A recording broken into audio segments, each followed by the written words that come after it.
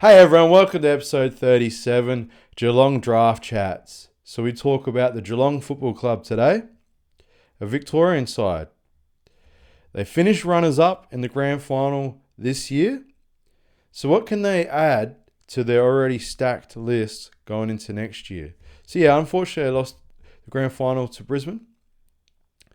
And we're going to talk about what players they got today, what roles they cover. So let's get into it. So pick 24, Harley Barker. Pick 33, Hunter Holmes. And in a rookie draft, pick 28, Nicholas Driscoll. And also category B NGA product, Jesse Miller. So let's talk about their players.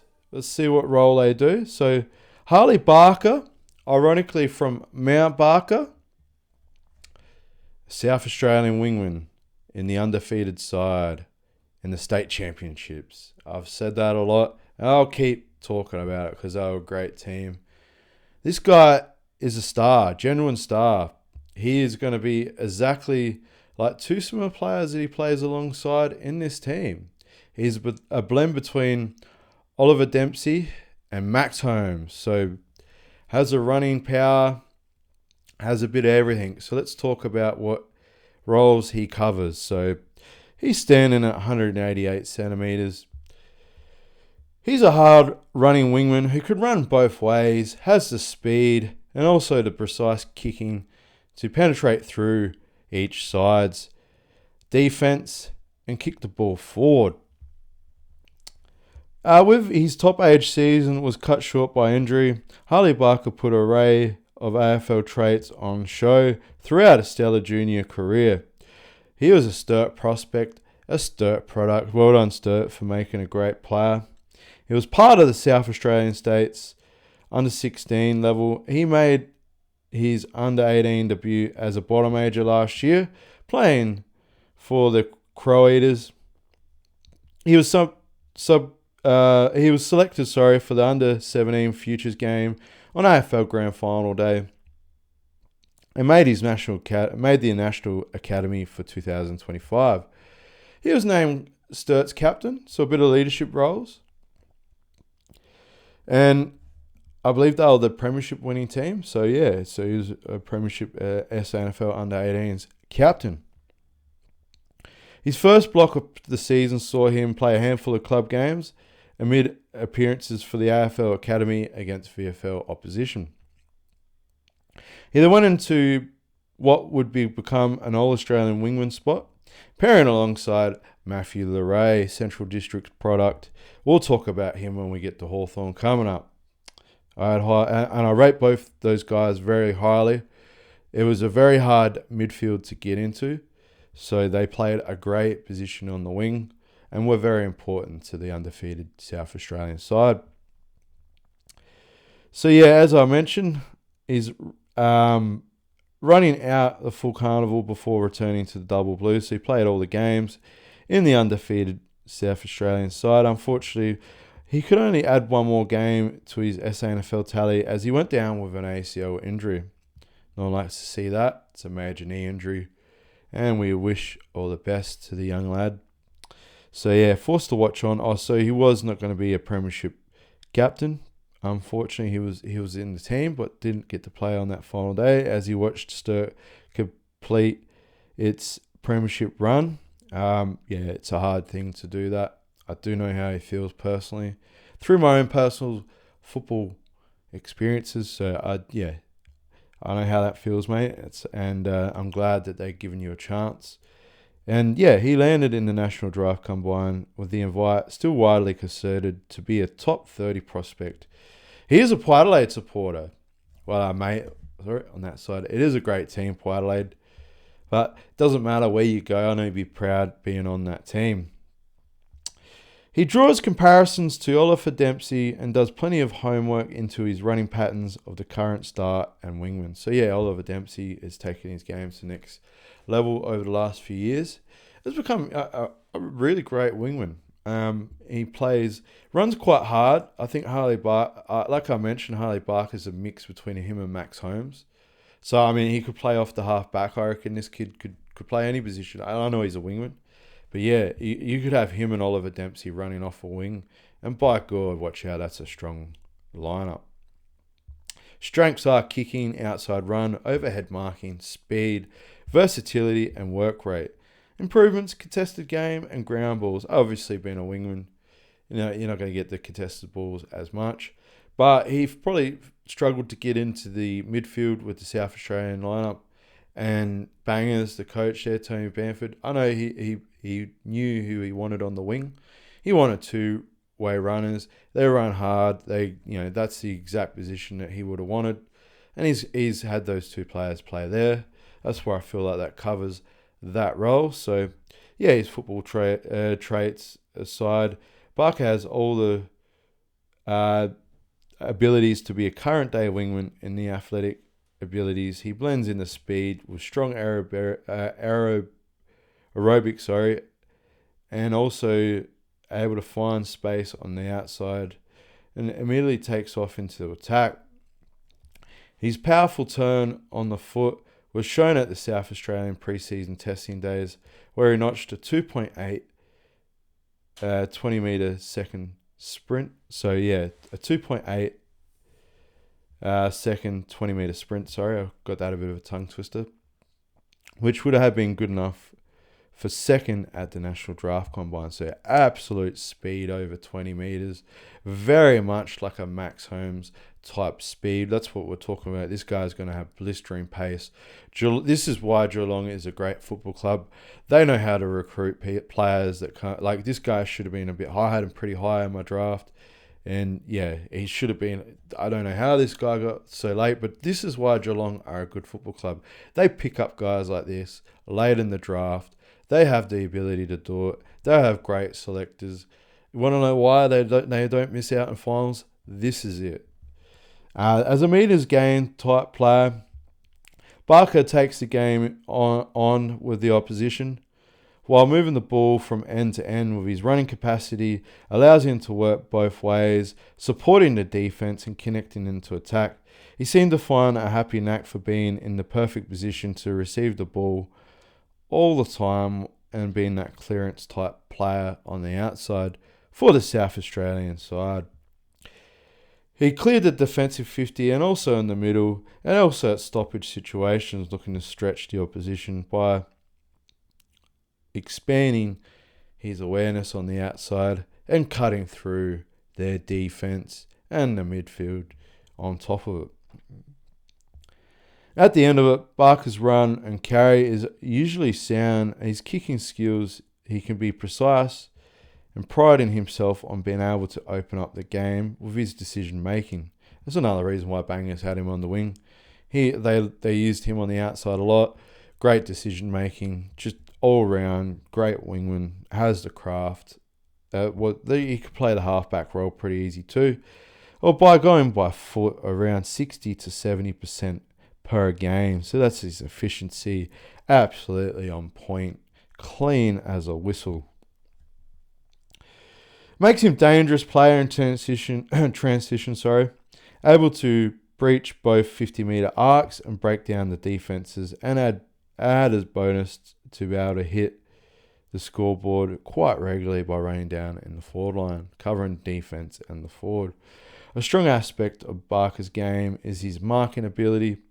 Measuring up at 188 centimetres, he has the size, clean hands, compete overhead, taking the ball cleanly and under pressure.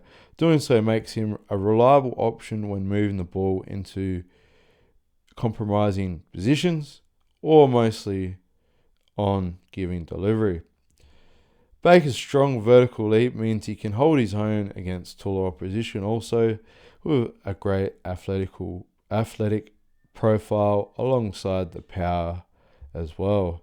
In all, Baker's traits makes him quite versatile prospect. He cut his teeth in the South Australians under 18 side as a halfback last year. As I mentioned, he could play that role, so there you go, he has played that role. There's no surprise by that efficiency and kicking. It was more of a mid-forward rotation in the early season with Sturt. Despite he's clearly doing his best work on the wing and being comfortable there, he is actively seeking to learn different positions and expand the game. That desire alone is highly appealing to the AFL recruiters. The Geelong Football Club. So yeah, that's a great rap for the kid. Being able to play those roles, he could easily become a good midfielder. There's no doubt about that. And also can play as a resting forward. He's certainly one to look at with his enhance in his contestable ability. If he's able to spend more time in the midfield, as I mentioned, it's a hard midfield to crack. So yeah, he went at 79% in the uncontested rate at the national championships because he's got the outside speed and the kicking to go with it. So yeah, he also had a quite low tackle count and also supporting the defensive ball movement, rather outwardly applying pressure, cleaning up his groundwork will help the ball winning sense, especially in the cut and thrust of stoppages. Baker currently averages around 16 to 17 disposals at all levels. Not quite being a high accumulator, if he balances out his inside and outside ratio, heightened his crumbing ability, it will go a long way to impacting more disposals within his game.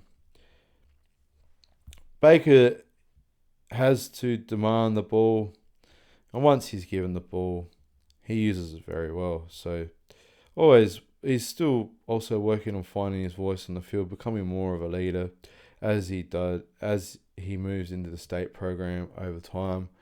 He started to develop those roles and also landed the captaincy at the Sturt Football Club for the under-18. So well done, mate. You made it to an AFL list. Port could use you one day, mate. You never know. Just shout out to you, mate. I know you're a Port fan. And you made it to the big time. You're playing at a club like Geelong. I know his injury with the ACL. He's going to miss a bit of time, but this team has time. Like I mentioned, they finished second last year.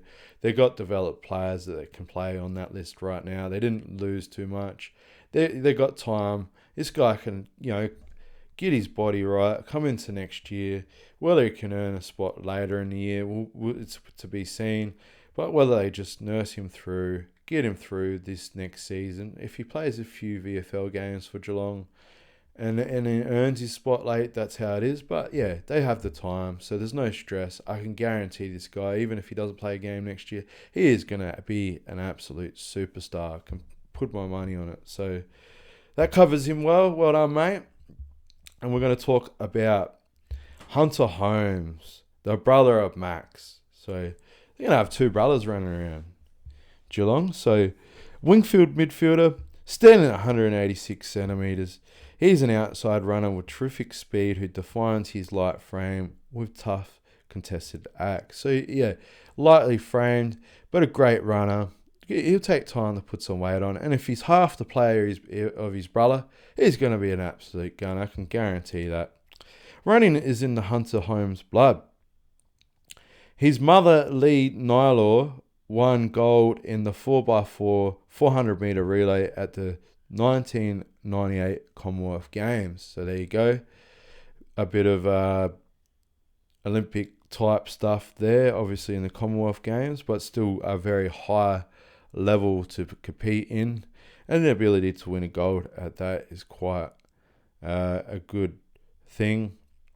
So he's got it in his family. They're both great runners by the sounds of it. Max has become renowned, that's his brother, for his speed and enhanced blend at AFL level with his blistering pace for Geelong. So yeah, he's one of the, when you see him up and going, he's a game changer for Geelong. One of their best players, if not, could have one of his best years this year coming up. He has battled a few injuries, but this year, yeah, he put Geelong on the map. So they know how to bring these sort of players in and play quite well. So yeah, he boasts athletic traits similar to him and his brother. So captured attention from the recruiters for his school football form in Melbourne Grammar. He was added to Oakley Chargers and list into the 2025 season after missing out in 2024. He would be in for a full season, having graduated from Year 12 last year. He impressed straight away, posting 19 disposals, 6 tackles, and a goal on debut. In round 1, the performance set a platform for 14 total appearances at Oakley. So he made a run into the Coates Talent League finals. His early season exploits also had enough to be added to the Vic Metro side, where Holmes played 3 games at the under-18 championships, averaging 14 disposals across a pretty successful top age campaign. They finished, that third to 4th spot. Holmes adapted to each level of football and got to showcase his traits both inside and outside of the midfield, projecting as to be a player who suits the modern day style, so hybrid player of the in and outside of, type of play. So yeah, he's quite good. He's got clean hands, outside game, rate of improvement, so he improves as he goes along. So as he's been cut, he had the resilience to come back and make it. So well done, mate.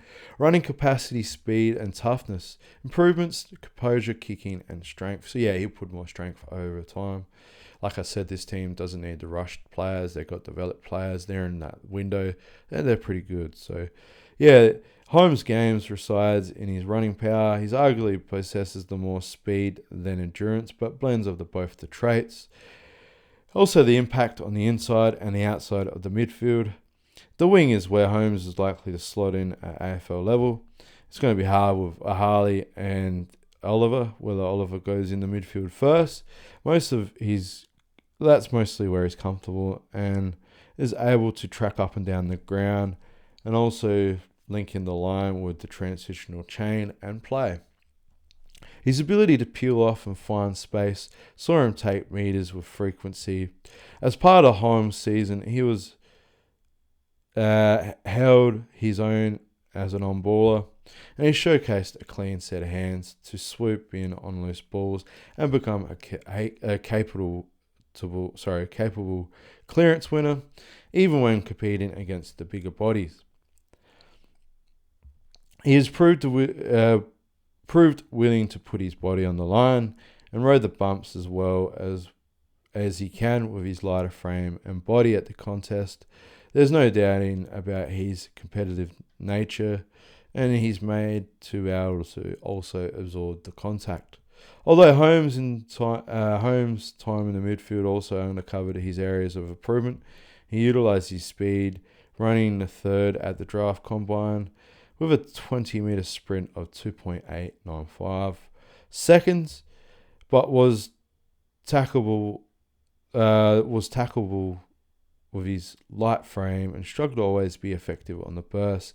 That means the lack of composure when disposing the ball, often dumping it long or compromising his kicking and technique to avoid being caught. So yeah, he needs to put a bit more size on his frame. And that burst of speed and that composure will come with that. When released on the outside, Holmes' efficiency rose. He didn't have to rush and get the ball, so his ability to work in the space made him a reliable outlet kick, looking to maintain his possession in slow play and spark a quick movement from end to end.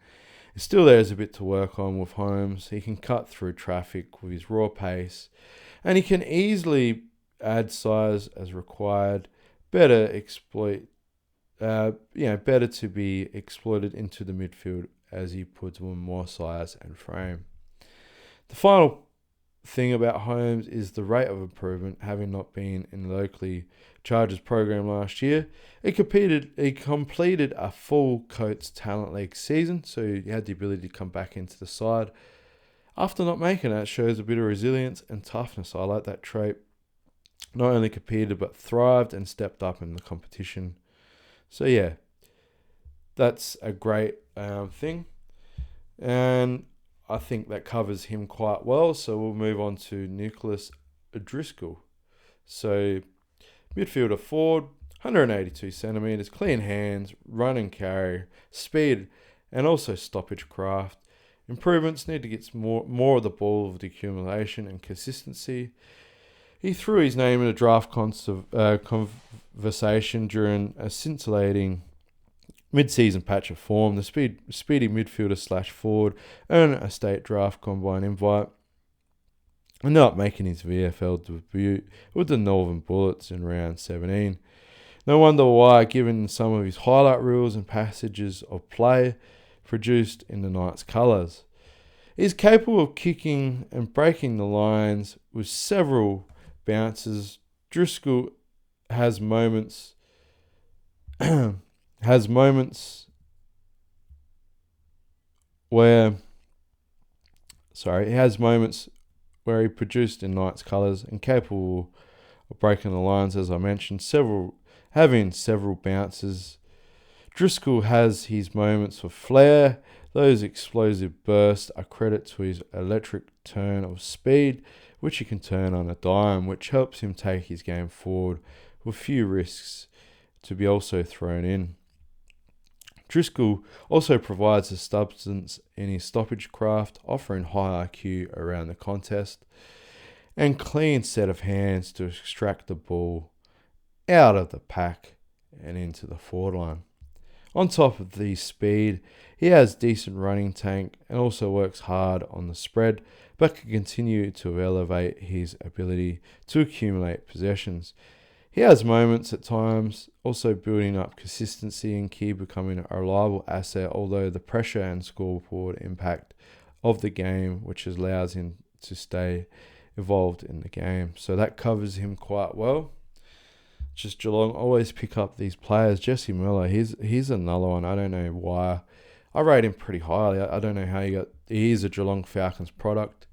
So Geelong are very happy to get this man. They don't put time into players for no reason. Geelong, this guy, I like to look at this guy. He did have a lot of the ball in the state championships.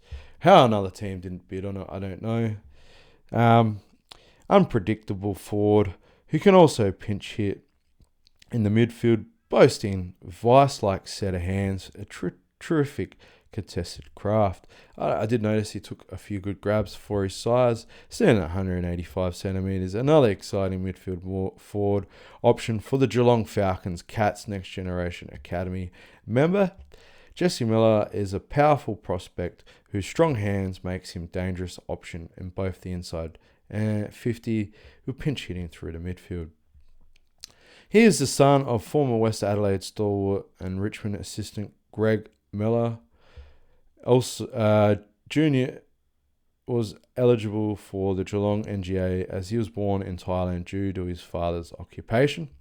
He began his journey with the Geelong West Giants in under-9s when he was quickly identified as a standout. So picked up as a young kid.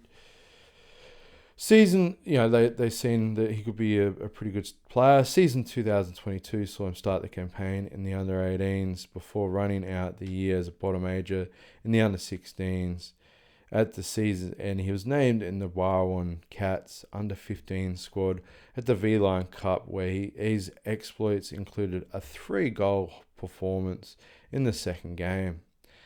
He then, in the top age under-16 season, jam-packed, he continued his good form with Geelong West and was rewarded with the competition's best and fairest.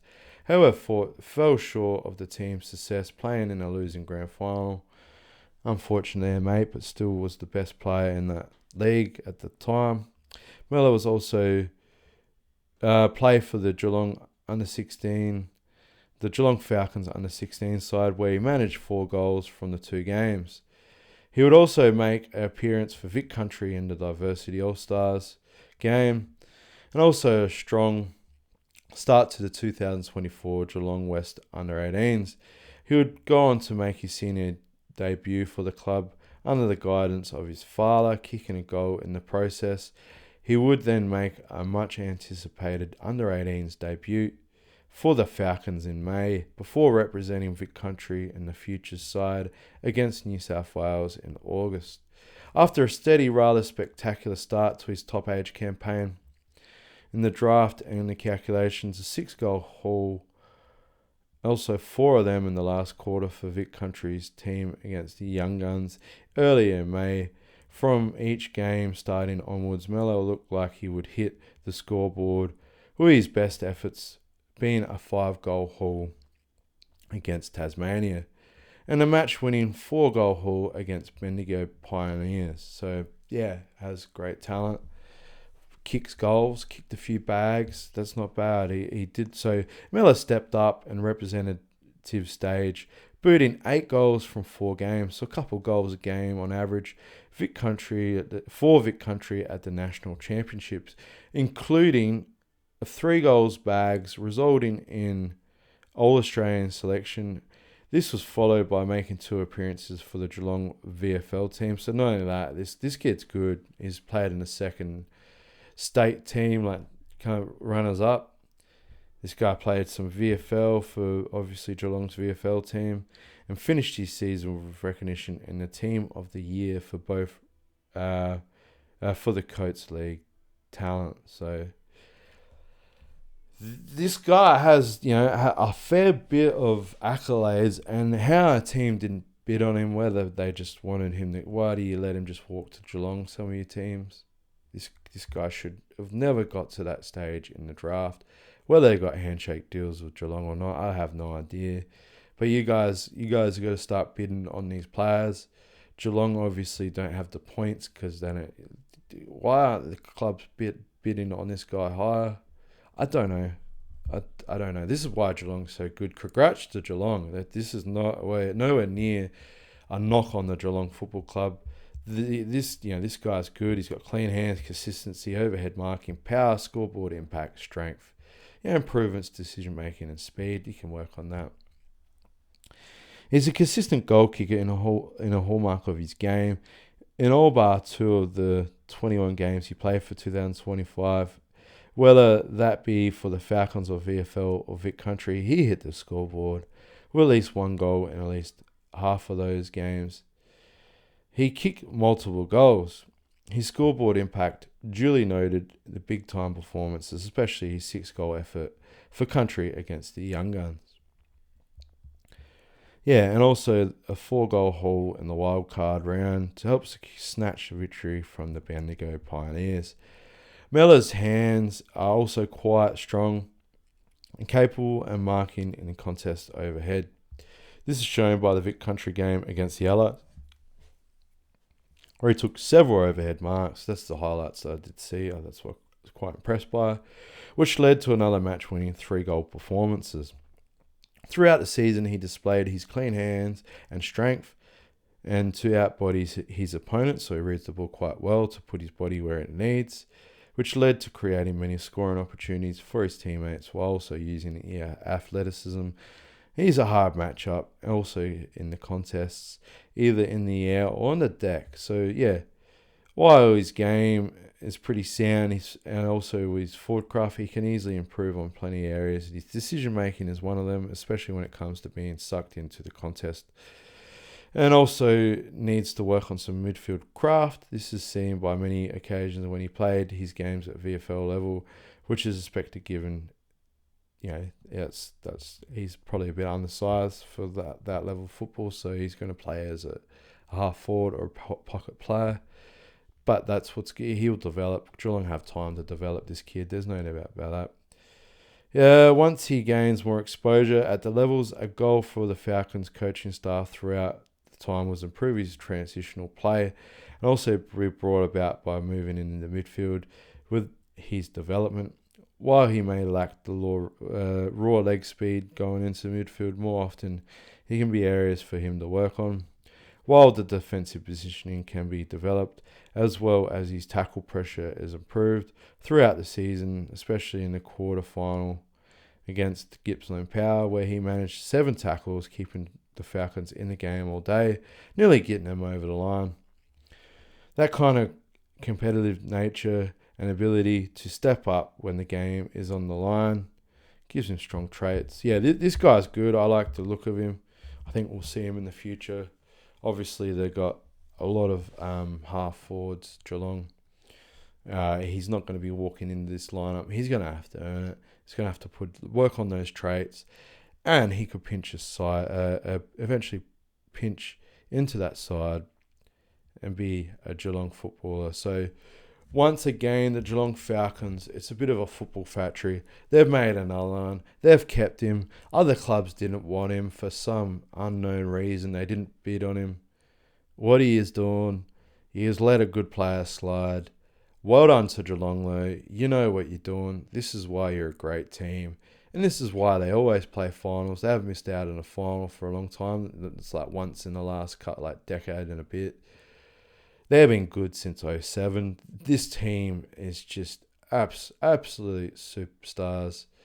You want to model your football club. These are the sort of things you got to do. Don't let it be easy for them to get a player like this. AFL, other teams, recruiters, what are you doing? Like I said, listen or learn to the podcast. We're here to help. We're here to show positivity. Thanks for the show. I hope you enjoyed it. Thank you.